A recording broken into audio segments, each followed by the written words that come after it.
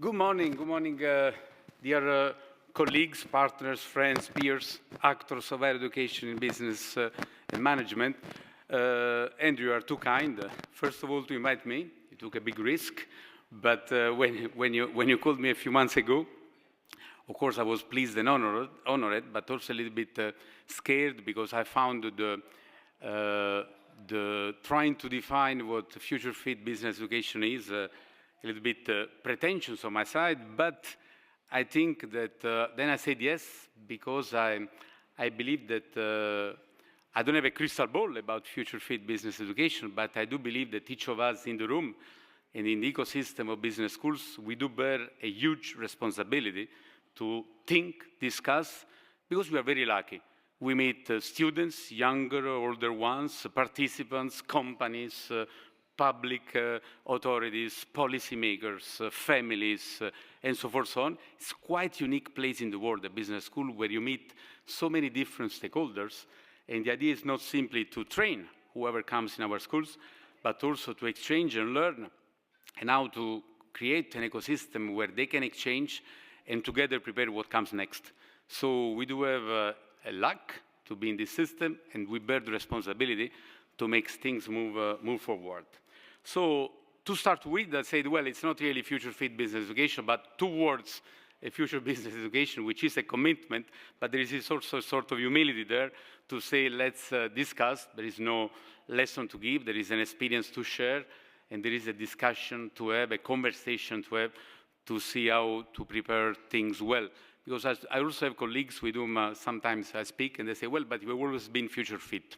Maybe yes, maybe not, but the future is changing rapidly, the present as well, and I think we need to evolve. So to start with, very simply, I have very few slides, so try to respect as much as I can. Being an Italian living in French, the management of time is not really my first quality, but the audience is captive, the topic is great, the speaker is Italian, so you take a big risk there in terms of time management, but I'll try to respect as much as I can. But to start with, I said, okay, before starting preparing the future, what is our role as business school? I wouldn't say what is a business school, and again, I think if I ask each of you, ask 100 people, we'll have maybe 30 or 40 different answers, but in terms of role, because I think we do have a big societal role to undertake, we always said, but this societal role to undertake has never been relevant as it is nowadays. So I said, well, instead of asking each of you running surveys, we are 2025, so I asked Gen AI. And I say, what is the purpose of a business school? This is the answer I get. Is it hallucination? Is it truth? But if I can provoke a little bit, it's not inspiring at all.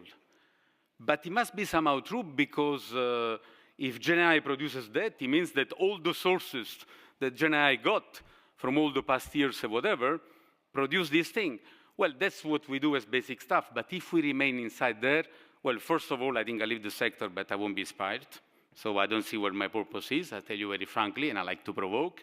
But secondly, I think that if we stay there, and if we insist exclusively on pedagogical excellence, which is extremely important, but it cannot be the only thing, will be quite soon irrelevant, quite soon obsolete, and quite soon will be overwhelmed by other actors. I will come to that in a minute. So I said, well, I feel that we need to evolve, and why do we need to evolve?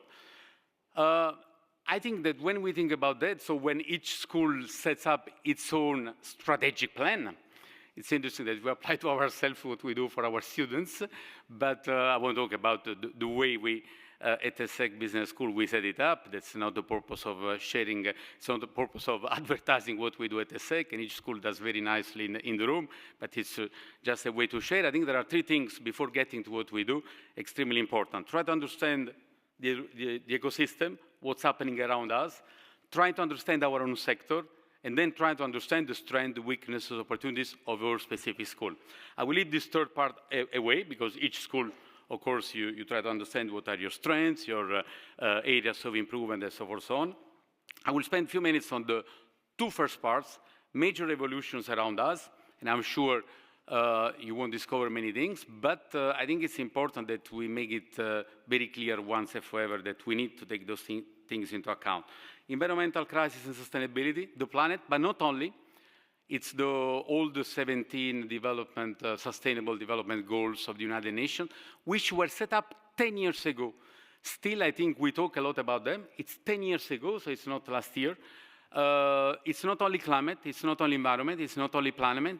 There is the peace, there is the growth, and many other things in those 17.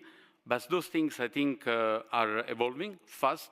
They're very relevant, and we need to be relevant in the way we train our student participants with respect to that as well. Demographics. Demographics under many regards. I think we don't speak enough about them. It's, of course, it affects our business models. It depends very much where you are in the world. The evolution of demographics is very different from one country to another, from one region to another. But it's also demographics within companies and organizations. In the country where I am, in France, the region Europe, many discussions are around the youth, young generations. I hear very little, not enough talk about senior executives. The aging population is an issue, the way we approach that in the companies. If technology, planet, geopolitics, and so forth, so on, are hitting young generation, they are also hitting senior executives in companies that were trained differently. So demographics, again, with respect to the evolution in each country, international flows of students, it's extremely important to be taken into account. New technology. We cannot wait engineering school to do all the job for our students. We cannot wait our students to accumulate degrees and trainings from one school to another. We need to embed. And I did it on purpose. I didn't write AI because it would be very trivial. Quantum computers are coming very soon. Will be another revolution. Another revolution will come next. New technology is coming up quicker than ever, one after the other, and this needs to be taken into account. Geopolitics, we cannot wait our students to go to public affairs schools, political science schools, geopolitics and business both ways, extremely important, it needs to be embedded. Reindustrialization in many countries is not the same for all countries. When we think about that, again, we think about engineering schools, about policymakers, but I think leaders coming from business schools need to take the lead also in the way companies evolve and the way countries are going to reindustrialize themselves for those who need, competitiveness in innovation, and so forth, so on. I don't want to be exhaustive because this is already quite scaring. Why I'm saying that? For the first time ever, I would think, it's always been difficult. If you talk to previous generation, previous deans, of course, challenges have always been there. But I think for the first time ever in our sector, we do have a sector itself, higher education, that is in transition. We prepare students and participants for jobs that do not exist yet or are evolving very fast, with competencies that are more quickly and in an accelerated manner obsolete than ever before, with new competitors. We have a lot on our plate. And I think that nothing to be afraid or scared of, but we can make the difference if we undertake the situation properly. I think it's more opportunities to seize. You know that in Mandarin, the same word is for crisis and opportunity. So this is great.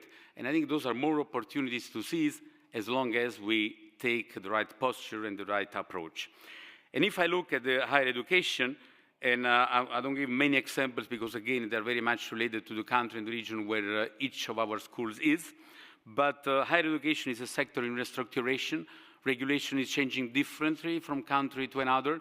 The impact of digital is different depending on when you are and what kind of students you are. But for the first time ever, I would say, usually higher education is seen as a sector that moves slowly. And it's nice that it moves slowly because it's the place where you think. But I think for the first time ever, or more than ever, we are moving quick and we need to provide answers because more and more stakeholders and actors turn towards ourselves to find answers, sometimes even to define the question. So the sector is in restructuration. The offer is changing a lot. We are used to compete. That's a nice thing about our system. We are in conferences like this where we discuss, we have conversation, we try to evolve together. At the same time, we compete depending on the sector, on the programs, on the market. But we're very well known traditional competitors, other business schools, other higher education institutions, other universities. Nowadays, the evolution of the offer is multifactorial. What I mean by that? EdTechs, consulting firms, startups, and so forth, so on. New actors who come into our sectors. They are, in some cases, more agile than what we are as business school. They take pieces of our value chain. It's either the recruitment, the prospection, the career placement, the digital pedagogy, and so forth, so on. The relevance, if you think consulting firms, they do not offer yet the whole value chain that we do offer, but they can be very agile, and they attack us, if I can say so, on different pieces. And you have new competitors. This is something that implies that we have to learn how to manage differently this competition, because the actors are new, and they have different features than we have. Of course, we have a competitive advantage, brands, rankings, state stamps on our degrees, and so forth, so on, but you know how they push, and some governments are thinking about that, unbundling the degrees, so that's something to be taken into account. Dazzling evolution of the demand. White Hair said, when I started in this sector about 30 years ago, I would define, I take the risk of defining the length of a generation of students. It was between 8 to 9 years. I was observing that every 8 to 9 years, a new generation of students was evolving in terms of needs, aspiration, features, profiles. Nowadays, it's every couple of years, 2 or 3 years. This implies that the way we react needs to be more agile, the way we listen to them needs to be somehow different. When you look at executive, the same. When you look at the way we work with companies, most of the times they were coming to schools to buy what was on the shelf. Now we are much more co-building with them, co-constructing, because sometimes their question is not as clear as it was before. So we need to define the problem together with them before defining the executive education they need. And more, each of them, even the partners, are very careful about the return on investment about their training. And as I was saying, increased and accelerated obsolescence of knowledge and skills, which is faster than before, and I will provide some numbers in a minute.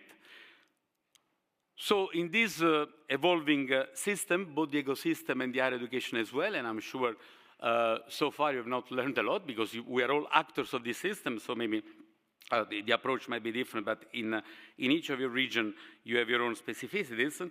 The very first thing I would like to put on the table, there are many that we could discuss for hours. I've chosen some of them, surely not exhaustive, but hopefully thought-provoking. Students and participants, it doesn't matter whether it's pre-experience, post-experience, initial education, continuing education, MBAs or master, whatever. Anyone that comes to our schools, at the end of the day, they want a job after getting out of the school. Career services, they want employment. So we've been used to train students, participants for their next job. I think that we need to move the focus from jobs to skills. there are many references from that. I've taken the Future of Jobs report from the World Economic Forum, among many others. It's the most recent one I could find in 2025.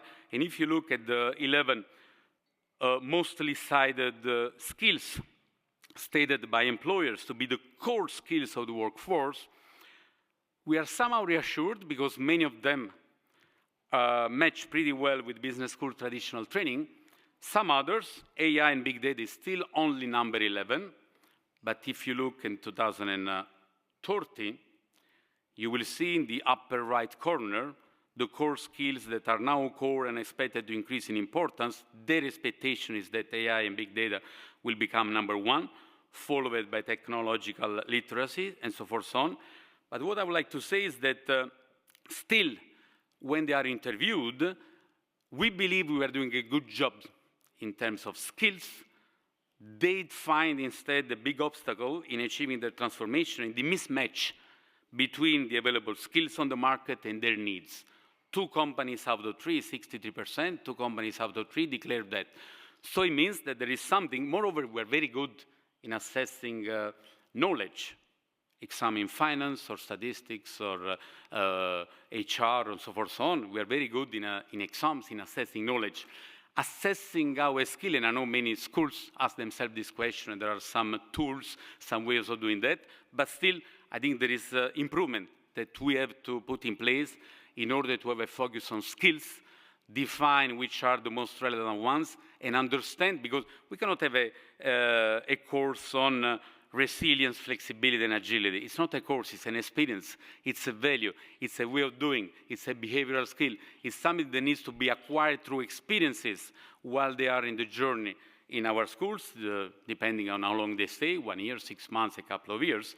So the first insight there is that we need to be more holistic, I believe, skills-focused approach in order to remain relevant. That was my first insight. And if I look more specifically to this report from the World Economic Forum, the impact of automation will be massive. This is, of course, AI, but not only.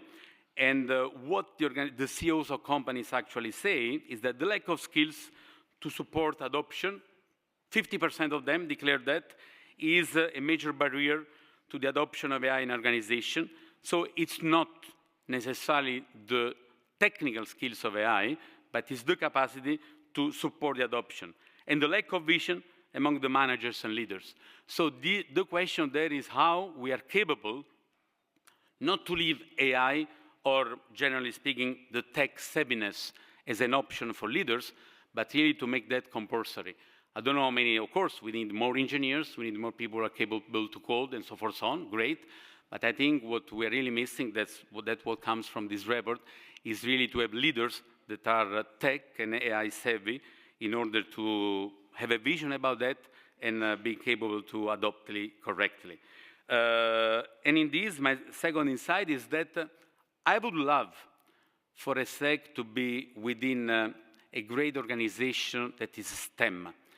I think that the business schools who are very closely linked to STEM universities, partners, higher education institutions, will have, if they do it properly, a big competitive advantage in the midterm. Even making MBA programs evolve with a strong STEM, you know, science, technology, engineering, mathematics, soul, is something extremely relevant. Not easy, because faculties in STEM universities speak a different language, have a different mindset, but I think that defining STEM business schools this is my second insight, of course, thought-provoking and to be discussed, would have a big, so many business schools, like we do, what we do, we try to strengthen partnerships with engineering schools. It's not only having common courses or whatever, but really going beyond partnerships. It's not merging, but it's having strong alliances, extremely important, because this is a competitive advantage. And it's not, again, simply related to data or AI. I'm a statistician by training, so of course I preach from my own area, but it's not simply data as it was, and then AI jointly with data, and then quantum computers, and so forth, so on, is really being tech savviness as a whole. Does this lead to a new paradigm? I don't know. Well, if I read the question is that, of course, I'm quite convinced that yes. It's not a revolution, but really a new paradigm to provoke also the discussion. And this concept that you find here is quite old. It goes back to more than 20 years ago. Preparing leaders that are not simply I-shaped, which means specialize in something, but, well, some say T-shaped, depth of skills, but also breadth of understanding. And then you have papers that say, well, but if you say T-shaped, it's only one specialty, and we need more. Okay, then you have M-shaped leaders. And some say, but you need even more. So you have combed-shaped leaders. Okay, as many expertise you want. The point I want to make here is that I don't know which letter-shaped leaders we need, but for sure, we need to do a better job than we have done in the traditional business school to find a good, I wouldn't use the word compromise, because compromise means that you are giving up something, but it's a good mixture, equilibrium. Actually, you need both, where we have participants that are trained with cutting-edge technical skills, so very deep. This is the same for professors. Science progresses. So if you take every professor, of course, with research, with the science that progresses, everyone is much more deep, specialized. And academic careers in our schools push journals, specialized journals, push towards this specialization, which is great because this is the way science progresses. But when it comes to training, there is a big risk that we lose the understanding of the ecosystem. So it's how to provide specialization or specializations, as many as you wish, T, M, or COM-shaped leaders, while helping them to have a better understanding, a holistic view of the society. And this leads to something which I think is a big fight for us, which is transdisciplinarity. Which is transdisciplinarity. Of course, our schools are multidisciplinary by definition. In some cases, we are interdisciplinaries. We have disciplines that interact with each other. Transdisciplinarity, I push the challenge a little bit one step forward. It means that it's not only the interaction across disciplines, it's also the interaction breaking silos with non-academic stakeholders. Non-academic stakeholders are very often very closely related to our schools, chairs, recruitment, seminars, and so forth on. But understanding what's going on out there to make our training relevant implies that we need to interact, which is much more than partnership or financing or placing students or giving a seminar, but interacting. Transdisciplinarity is exactly that, one step further than interdisciplinarity, which is not easy. Already interdisciplinarity is a big issue. Pushing professors across disciplines to interact is not simple. You know, research is very much bottom-up, but it means that business schools have a big responsibility in creating the framework for transdisciplinarity. You cannot impose it, but creating the framework. I just give one example about ESSEC, and I'm sure you have many others related to your schools. We thought a lot about that a few years ago, and in 2020, and should we have a transdisciplinary department or whatever, and we decided no further administrative structure, no further academic department. Each academic department is already siloed enough, if I can provoke a little bit, and it's related to discipline, which is great. Science progresses into that discipline, but we created guilds outside the departments on 3 topics: sustainability, AI and technology, and very recent one, geopolitics for business, where professors from their departments on a volunteer basis come and create an ecosystem which pushes transdisciplinarity, because we also invite external organization for both pedagogy and research. Have we been successful? I think we're halfway through. It takes years, but it creates a new dynamics. It's a way of doing it. You might have others. But for me, the point is very much how the third insight there is really interdisciplinarity, but I will push one step further, as you will see at the end, with this transdisciplinarity, where the novelty is not only interaction across disciplines, but also onboarding non-academic stakeholders. And the multicultural dimension. I think each school we're sitting in this room today is international. By nature, international students, international faculty, international partnerships, but international, I think, has the risk of limiting to be a descriptor. You count how many international students we have, how many international professors we have, but multicultural is something different. International is a descriptor, multicultural is a commitment. And nowadays, I think, taking into account what's happening in the world, we are a quite unique place in the world in terms of higher education, our schools, where we can foster dialogue, learning from each other, having a multicultural, intercultural approach. So when we think about the T or M or COM leaders, it's not only specialties in terms of skills, but it's also this multicultural dimension that I think is extremely important. That's my insight number 3.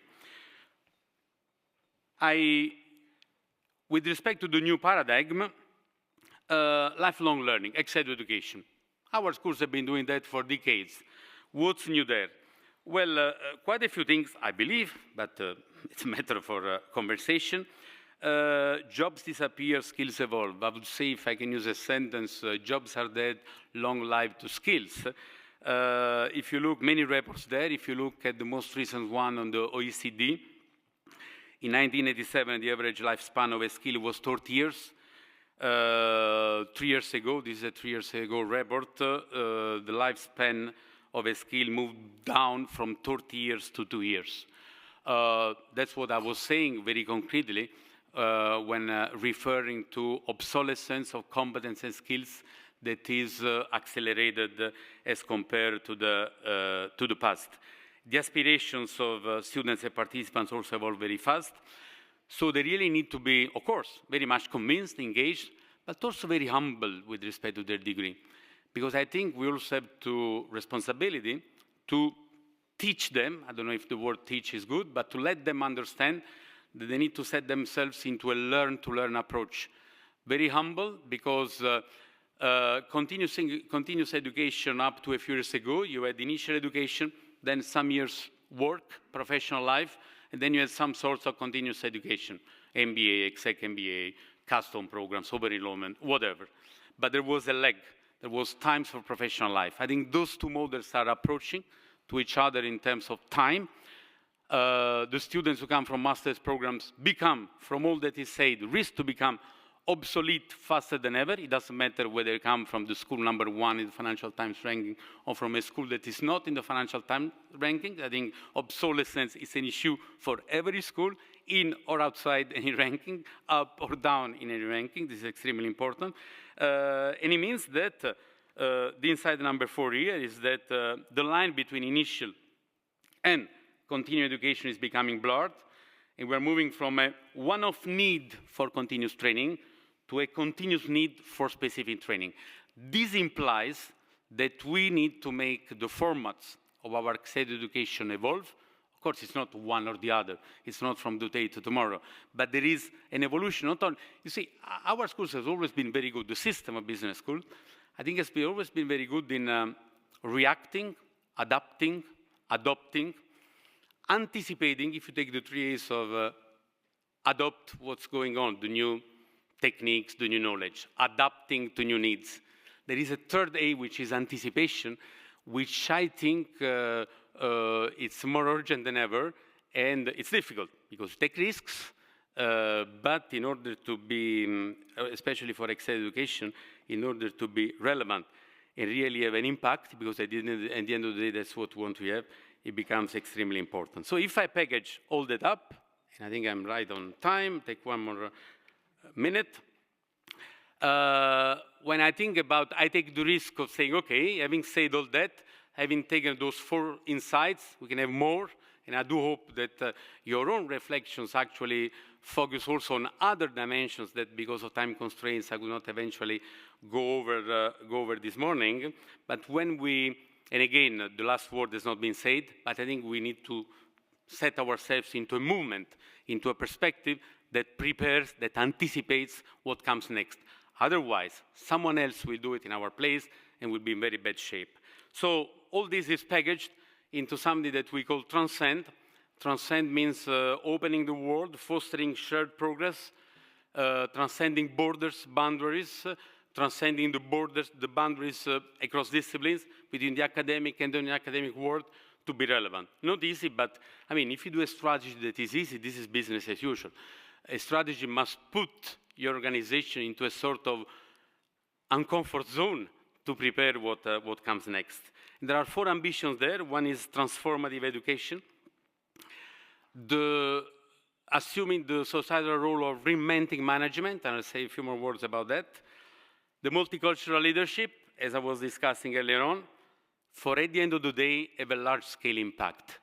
Because if we satisfy ourselves to train the students that we have in one school, to serve a bunch of small group and so forth, so on, I think there is a scale issue that the whole system of business schools have to undertake, and this is the nice thing of conferences like this, where all together we try to share, learn from each other, and move forward, yes, in a competitive approach, but really with an overall engagement. And to finish that up, transformative education. In executive education, you see there in the lower left corner, stackable, tailor-made. I think our schools have been doing that for many years. But there are not many schools, I've surveyed that all over the world, that after executive education training, they take care of accompanying the trainees when they go back to companies to make sure that the training transforms itself into solutions. This is something most often the trainees in executive education are left after the end of the training. So what happens? They go back to their companies, oh, that professor was great. The experience in the school was nice. The networking is great. But how do you implement that into your organization? There are not many business schools. I've surveyed many of them. I won't mention them. But there are not many, really few, very few, less than a handful number of schools. So let's make sure that we find a way to accompany the trainees after executive education to help them really making the difference. Reinvented management, that's the package that you have heard in terms of going to other disciplines embedded to those of business without removing. It's not a matter of transforming a business school into something else, but it's a matter of really making business schools evolve to what is relevant and needed for this new era. Multicultural leadership. One element here that I would like to add, many schools have campuses in many, even ESSEC, we have campuses in 3 continents, in Paris, in Singapore, in Morocco. That's great. The risk when you have many campuses is that, of course, you are an international school, global school, but also we need to be careful about local embeddedness. This is the relevance. We need to be relevant there where we are. What does it mean? It means bringing what are the values and the expertise of the school in the region where you have a campus, but also to learn and adapt what you have. If it's only a matter of copying and paste what you have in the main campus in other places, maybe it's good for a certain time for your business model, but you don't really make the impact that is needed. Last but not least, and this applies differently depending from the organization that your school is, for all that we need means. We need people, we need time, we need financial resources, and I think for all the deans in the room, big headaches about that, and one size does not fit all. But I think in the strategic plan, it's very important that we make sure that all the stakeholders, professors, personnel, alumni, the ambassadors, the governance, internal, external, and each of us has specific governance, make sure and understand that we do need means. And so understanding clearly how to make the business model long-term, fortify long-term strategic capabilities, I think we bear a big responsibility there. Again, to make the scale up. Otherwise, its business school remains a startup, which is extremely interesting, but the word at the end for me is let's see how all together, and this is very big interest of conferences like that, when we set up a strategy, it's not simply a vision, a development of the school, but it's really a commitment to remain relevant and have a large-scale impact because we have a societal role to undertake. Thank you so much for your attention, and the floor is yours, my dear colleagues.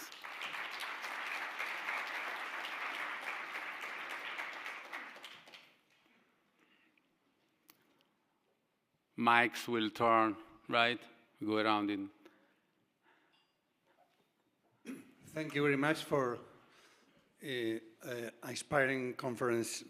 Obdulio Velázquez from Colombia, INALDE. How to lead the education of a new generations with an outdated faculty who don't understand technology, lack of comprehensive vision of the person, and struggle to understand and adapt to the new era.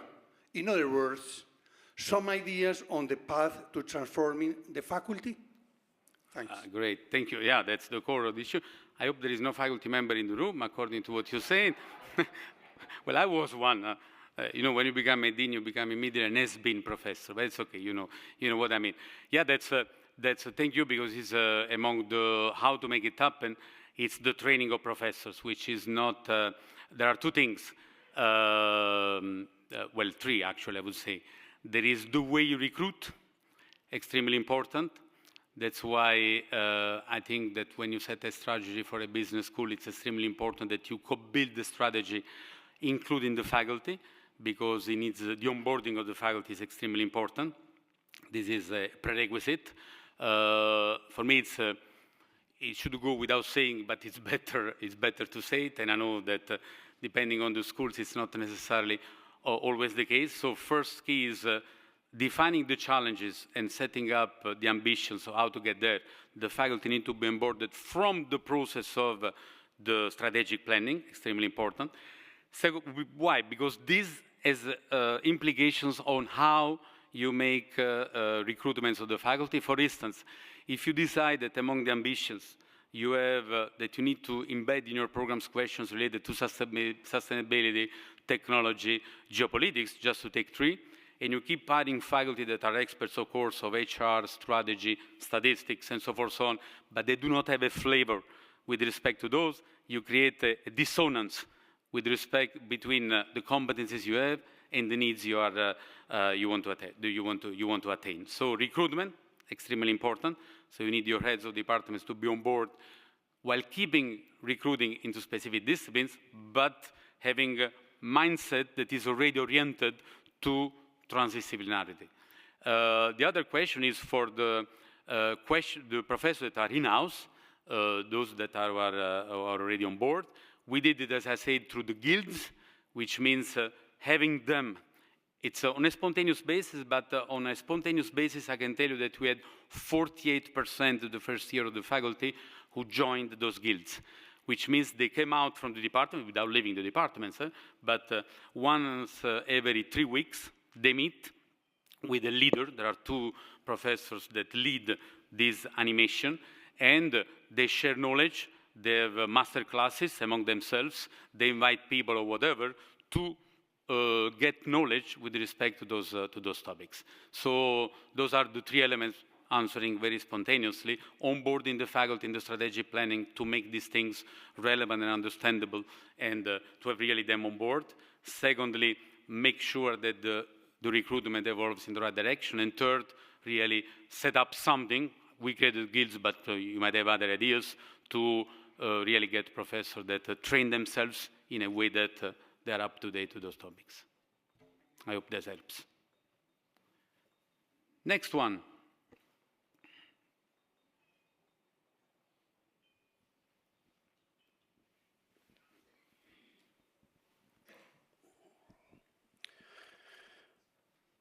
Thank you very much. It's an excellent presentation. I'm Roberto Isbraja from São Paulo, Brazil. Would you include in the impact the transition career of the students, of the professionals, as an important criteria of evaluation? Yes, the impact is, this is something I think that rankings should also evolve. I did not mention ranking, they've been mentioned many times in the previous conference here. It's a great importance, and I think just like business schools evolve, the indicators, the way rankings, of course, are set up need to evolve as well, and you know how the stakeholders are discussing about that. Why I'm talking about rankings, because when you talk about careers, there are a few indicators that relate to that. I think, again, in my schools, I mean, you have 99% of the students who get a job within 3 to 6 months, depending on the program, whatever. Okay, that's always very good. The salaries are quite high. Okay, but do they get the job they want? Do they really make a difference? Are they well equipped in making a difference within the companies? We don't really know, and I'm very much frustrated by not knowing that. But when you go to the rankings, you care about salaries, you care about evolution after 3 years or whatever, but about what they really do. Do we prepare them in the right manner to really make a difference and make things evolve in the proper manner? This is something that, of course, we know by talking to the CEOs, by talking to companies as a feedback, but I think this is something very much related. Do our students get a job that they are dreaming of, that fits their personality, that fits their aspiration or whatever? We know when we ask them, but as a system, I think we need to do a better job. So for me, those indicators really need to be included within the impact. Try to answer spontaneously.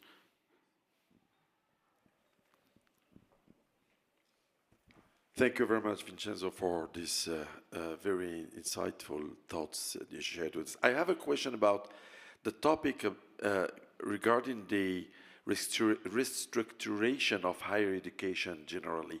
What could business schools play as a role within this higher education institution because they could be better aware of the change management we need? Thank you. Yeah, this is, I don't necessarily have an answer, maybe an experience to change. When I was talking about changing the regulation, and again, in each country it can be different because in some countries there are also policymakers that make different, if I take France, for those who are in France, they know it very well, but there has been this movement trying to merge as much as you could the public universities with the business school and having bigger so that we could appear better in Shanghai or THE or other world rankings and so forth, so on, which means having different culture to talk to each other. I think that proximity, the Minister of Higher Education is also making about the regulation. We do have a big ongoing debate now in France in regulating the for-profit private higher education and so forth on. So I think there is one thing that also in a discussion with the ministers last week we were sharing is that let's not forget that we are not the purpose. The purpose is families and students. This is something that needs to be put on the table because sometimes we talk among ourselves, acronyms, very technical thing, whatever, but the students and the parents out there risk to be lost. And I think that this is something we need to be very careful, and also participants for MBAs and so forth on.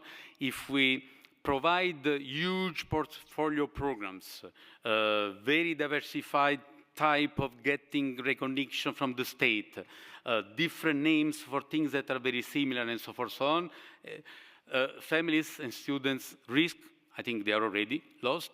And what happens is that you create a big fracture, which is social, because then those families and students who can play the system are the smart ones, who are very well cultivated, who are very expert of the system, and then you create problems in the countries. And I don't think business schools should do that. So the question is that let's not lose the view that families, students, and the individuals are our purpose. We are a means, we are not the purpose. And we need to organize ourselves properly. And the second point is dialogue. We need to have dialogue with all stakeholders. We cannot have, say, okay, I don't want to talk with the for-profit sector because they are bad. No, they can be bad or good, just like the public sector can be bad or good. It's not the status of an organization that makes it good or bad. It's the quality of what is delivered, and then the role of the accreditations, and then the role of our continuous improvement process that makes the difference. So let's not, to summarize, conversation with all the stakeholders, humbly but very much convinced, but let's not stop any conversation for having continuous improvement. And the other approach is, as I was saying, we are not the purpose, we are a means to make things go better. So keep focusing on students, families, and participants. We are there for them, they're not there for us. Thank you, really enjoyed it, and keep talking.